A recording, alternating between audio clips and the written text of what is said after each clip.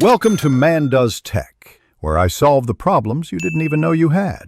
You'll begin by getting essentials ready, update the pad, power the keyboard, and choose connection mode.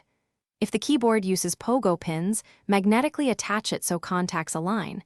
If it's Bluetooth, hold the keyboard pairing button. On the pad, open Settings and Bluetooth, then Scan.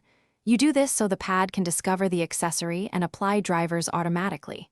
Once the device appears in the list, select it. The pad will exchange keys and confirm a secure link before finalizing the pairing.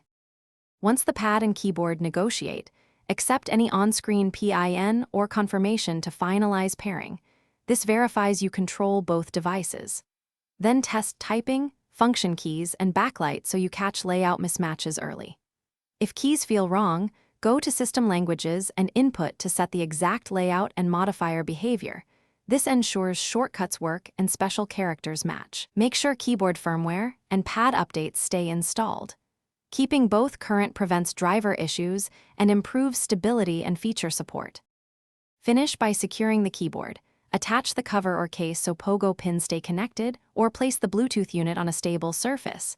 Check battery level to avoid sudden disconnects. If keys lag or drop, reboot the pad and toggle Bluetooth. This clears temporary software hiccups. If issues persist, forget the device in Bluetooth settings and pair again to reset the pairing record.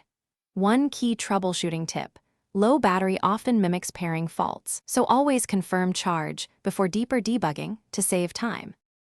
Thanks for watching. If you found this helpful, don't forget to like and subscribe.